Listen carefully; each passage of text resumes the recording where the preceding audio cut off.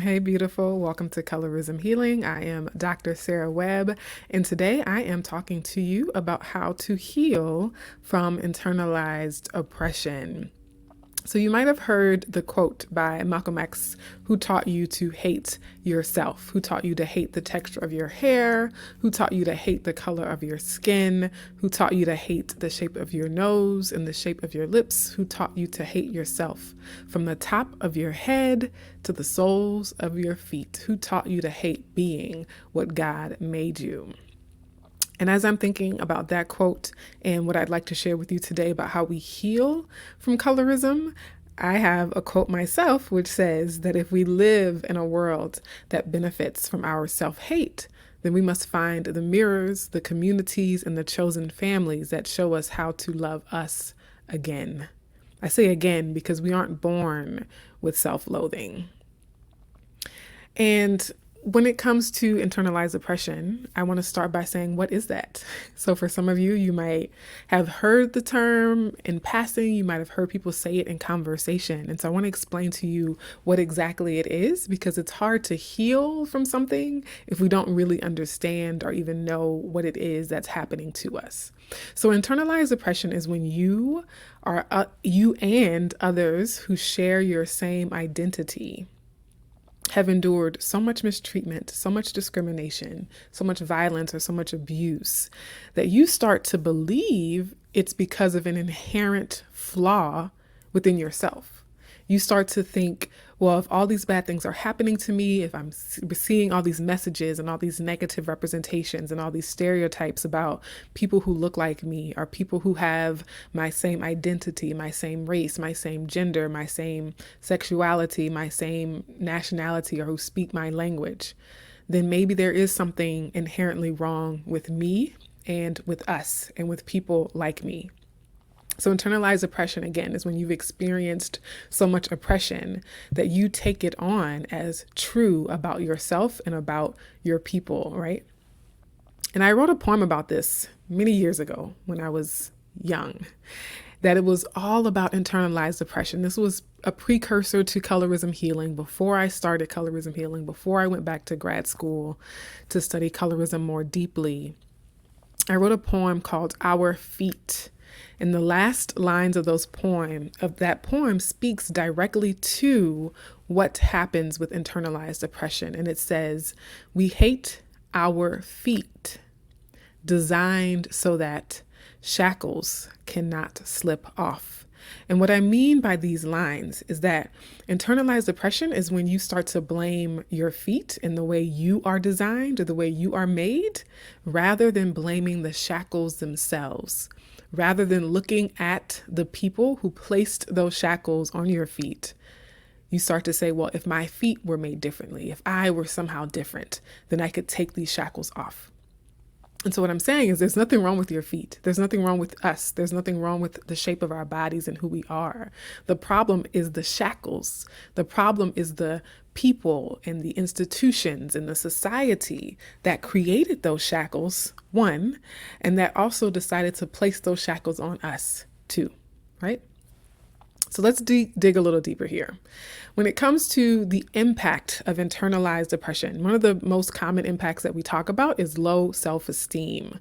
And so with low self-esteem, we may have silent, unexpressed, private, negative feelings about ourselves, but oftentimes we might also actually say these things. You might have heard people making negative comments about themselves. For example, I've heard students say, I'm less proud of myself because I got dark over the summer, or I don't like this picture of myself because I look too black on here, or I wish I were light-skinned like my mom, right? And so a lot of times the low self-esteem is something we just keep private and hidden to ourselves, but other times we'll hear it or we'll say things that reveal this low self-esteem within us.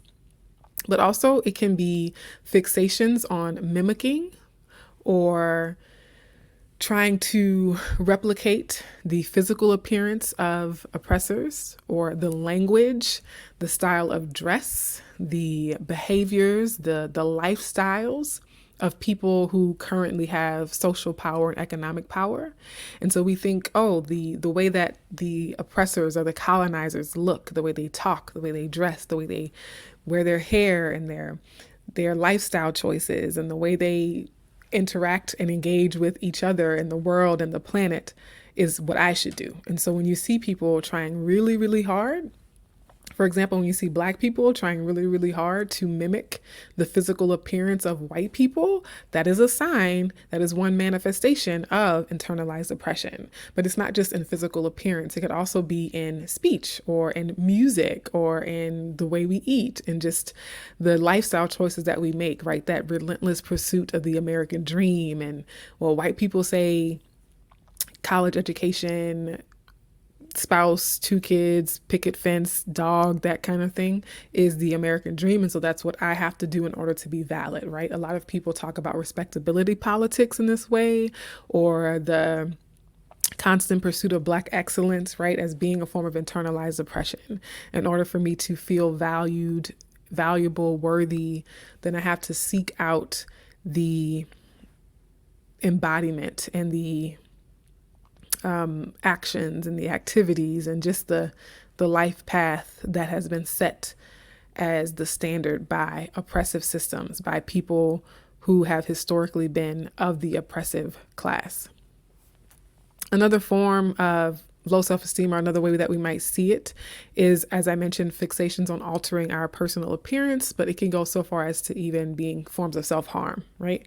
And so that self-harm could be literal things, right? And so trigger warning for people who might have that history, but even more subtle things, right? Like skin bleaching.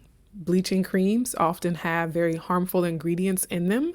A lot of skin whitening techniques or processes or products can be harmful. And in the past, they have contained cancer-causing products and chemicals, and people have really negative consequences in terms of like dermatitis and things like that. And yet they still are willing to take that risk, creating physical harm, possibly introducing toxic chemicals into their body for the pursuit of altering their physical appearance. Now, a second way that we might see the impact of internalized oppression is through self-sabotage. And so not just self-harm, but self-sabotage in terms of our goals, or when we seek to achieve something, when we have a desire or a wish for our life or for ourselves, a lot of times we might play small, we might shrink back, we might not really take on the actions and the activities and the processes to achieve that thing or accomplish that thing because we believe we really can't. We've been told, we've been conditioned that our status is a lowly status. And who are you to dream big? Who are you to live full out and play full out? Who are you to take on these opportunities and have access to these spaces of opportunity and prosperity, right? And so it can be things like learned helplessness, where you think, oh, well, I don't have any power. I don't have any agency. So I'm not even going to try. I'm just going to like sit here and passively let life happen to me. That a lot of times that is a manifestation of internalized oppression. Another thing is what I call taking yourself out of the game. And so you have to play to win, right? And so a lot of times we won't even apply for the grant, or we won't even speak up to the person we have a crush on, or the person we want to be friends with, or the person we want to collaborate with or work with. We just take ourselves out of the game because, again, we've been told, who am I to think that all is possible for my life? And there's a story here that I hear with the quote, yeah, but they're all white, in terms of self-sabotage and low self-esteem. I remember taking my students on a field trip to a university, and we were walking through the student union, and a lot of college students were in the union studying, group study, individual study. And I mentioned to my students, I said, oh, see how in college where people are doing homework and they're studying for their tests and their exams. And one of my Black students said, well, yeah, but they're all white.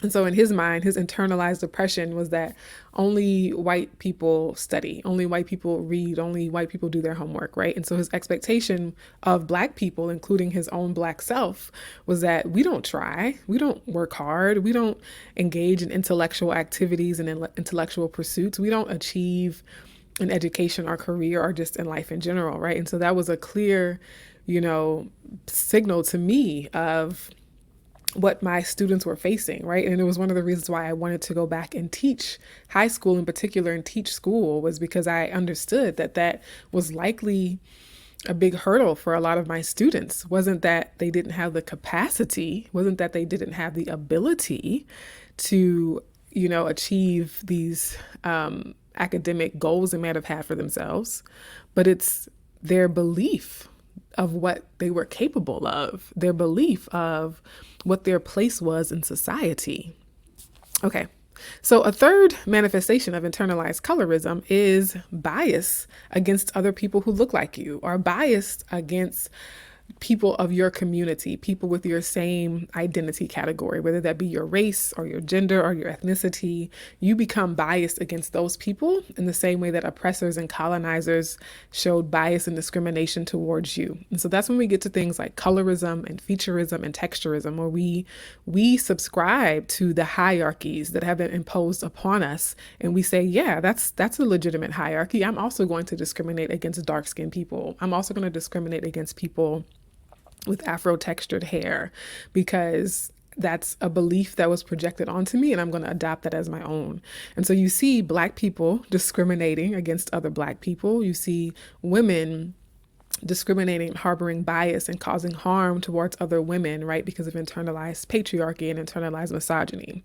And so again, these biases can be implicit or subconscious. If we live in a colorist, a sexist, or racist society, we are unlikely to get off scot-free from having been impacted or influenced by those narratives and those messages in some way. So it's important to, even if you don't consciously want to have a bias, even if you don't consciously want to or consciously intentionally try to be prejudiced or discriminate, we all have to check our subconscious programming to ensure that we aren't, allowing implicit biases to just have free reign in our subconscious mind. But also we hear things, I know amongst the Black community, they are often dismissed or passed off as jokes or playing the dozens. But you hear in those jokes and in the quote unquote dozens, a lot of anti-Black, a lot of racist stereotypes and messaging, right? And so whether it be words or actions, even I remember shopping at a Black-owned teacher supply store, and the Black employees were following us around the store, much like white people would follow us around a store because they assumed we were going to steal something, right? And so that's an example of an action of internalized oppression, where you have a bias towards other Black people based on racist narratives and stereotypes. And then even things like physical violence. And so we talk about how Black on Black crime is not really a thing because people of all races commit crimes and violence against each other. But where it becomes a form or an example or a manifestation of internalized oppression is when you think that the lives of other people like you, other people in your community, are less important and less valuable, and you think they're expendable. And so you don't really care if someone of your same identity group or community perishes or is struggling or is a victim of a violent crime, right? And so we see that all the time in the dismissal and sort of the apathy and the lack of caring and concern for when violence happens towards Black girls in particular, I find, especially dark-skinned Black girls and women.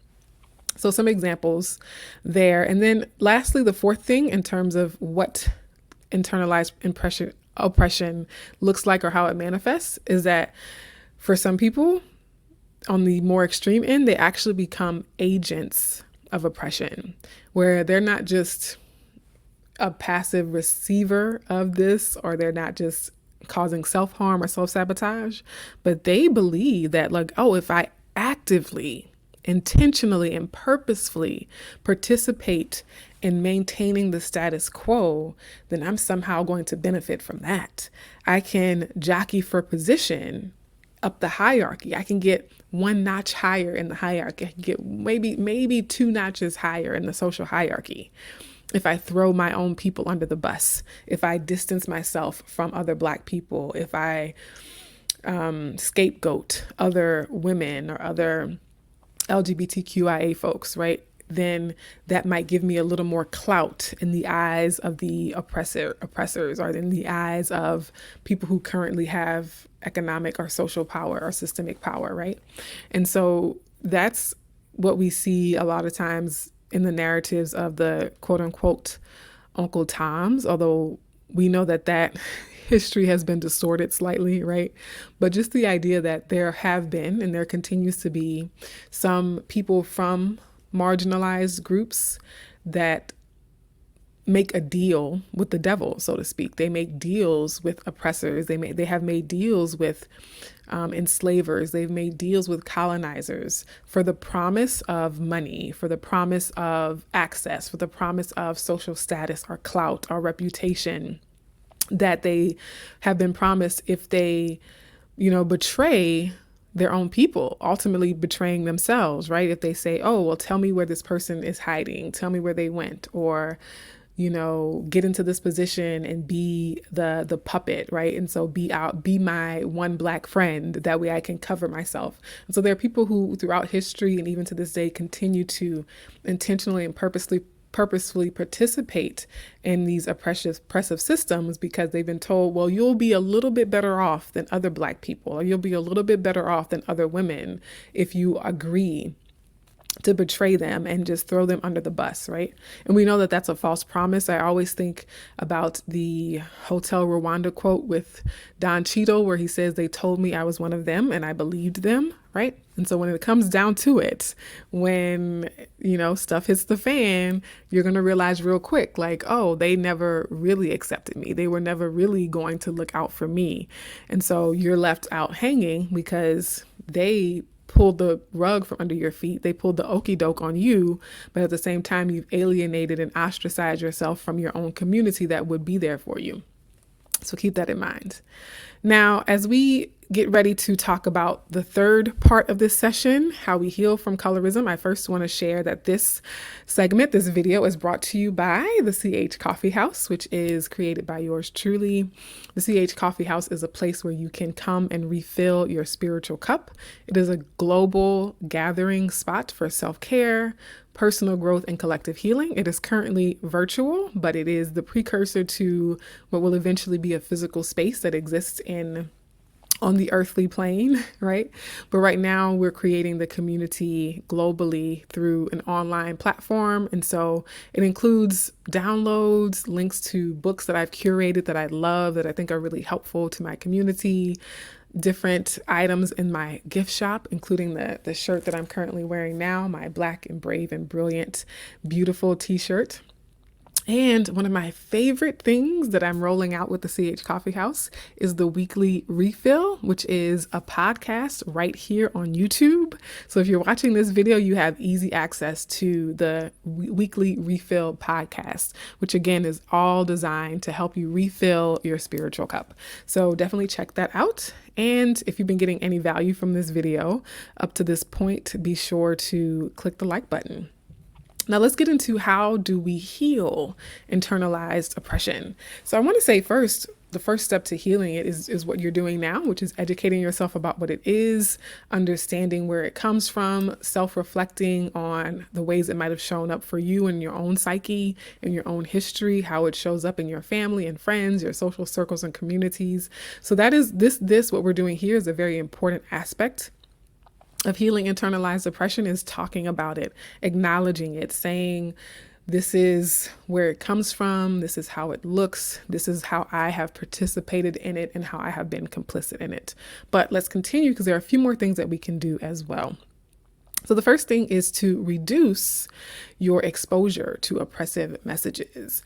And so we all have the power to watch less white supremacist content. We all have the power to listen to less misogynistic music. We all have the power to change the posters that we hang up on our wall and to change the home decor and the movies we watch. We all have the power to say, oh, this friend, this social circle, right? The people we're around who tell racist jokes, who tell colorist jokes. We all have the power and the choice to spend less time with those people. And so you want to gradually over time, you don't have to make sudden changes or go cold turkey all at once overnight. But gradually, you know, cut out more songs from your playlists or more artists from your playlists. Cut off more TV shows or movies or magazines or books that perpetuate the oppressive stories and narratives that are negatively impacting you. So be patient with yourself through this process because one, you might not be fully aware. So it might take time for you to realize like, oh, this actually is contributing to the internalized oppression that I'm trying to heal from and recover from. And again, you might be attached to these things. It's okay. Be gracious with yourself. Practice self-compassion. If you find like, oh, but I'm really, really attached to this thing, even though I know it's a form of an oppressive narrative or racist propaganda. The beat sounds so good, or the jokes are so funny, or the food tastes so good, right? Whatever it is. And so again, be patient with yourself, exercise grace, but know that you have to persist and just start to wean yourself off of it, but be persistent and intentional about this process.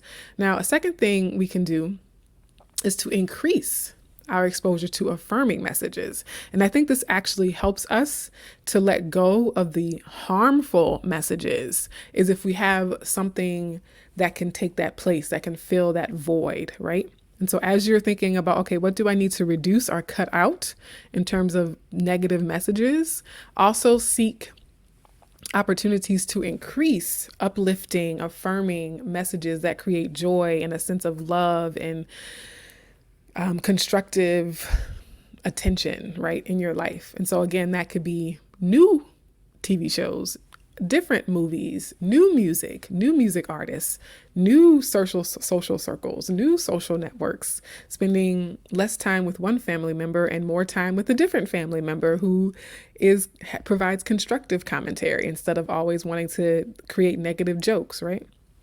And again, you want to continue to build your capacity for affirmation over time. One of the things that we don't talk about a lot when it comes to internalized depression and low self-esteem is that it can be really hard to face affirmation. If you're suffering from that wound or that trauma, you kind of reject it. It's actually hard sometimes if you're one of those people who experience difficulty accepting compliments or accepting praise and recognition, and you have a hard time receiving love from people. And so keep that in mind, that you're gonna build your tolerance for this gradually over time as you reduce your tolerance for negativity and shaming and just toxic gossip and judgmental attitudes and behaviors, right? Now, the third thing that we can do is to get into action. And so to actively support the dismantling of these systems. And so what that can mean is, to be kind of meta and very transparent here, you watching this video is actively supporting the work, right? Actively supporting the spread of alternative narratives and alternative messages. But you also want to go beyond just shifts in your attitude, and you want to look at what you say, how you talk, how you speak, the things you do. And so I've used examples in the past. If in the past you were afraid to go out in the sun, maybe you spend more time in the sun. Use sunscreen, because melanated people can receive skin damage and harm from the sun as well. So another example is being afraid to wear bright colors, being afraid to wear red lipstick, being afraid to wear yellow if you are darker skinned. And so experimenting with bright colors, experimenting with red lipstick and other types of makeup, and wearing a yellow scarf or a yellow dress. And so the actions and the words, the things we say, we have to check that, review that. And a lot of times that feeds the new narrative about how we feel and think, right? And so these things are symbiotic. They influence each other. It's a two-way relationship between our actions and the words we say, as well as our feelings and beliefs. And so they'll influence each other and sort of guide each other. And the fourth thing that we'll do is to, did I not finish this? Oh, I didn't update the heading here. But what I'll say is that there has to be something at stake. And so with this, we want to understand that healing oppression is not supposed to be easy, because that's how it maintains itself, that's how oppression sustains itself, is by making it hard to change it. It is the tactic of oppression to make it change hard and difficult that has made it so successful for so long, right? And so I tell people, if you're not feeling the pressure of having to swim upstream, then you're not really engaging in helping to dismantle these things. So there has to be something at stake, a sacrifice of time, a sacrifice of attention, getting uncomfortable in some instances and spaces. And I'm not saying be a martyr, I'm not at all saying be a martyr. But if you think that the talons of oppression are just going to dissipate because you wish they would, then I think we are setting ourselves up to not actually make progress or see progress. And on that note, folks, I hope that you take a look at this video here that's popping up on the screen, because apparently YouTube thinks it might be a good video for you to watch next. Take care. And again, if you received any kind of value from this, be sure to like the video, and I hope to see you in the next one. Take care.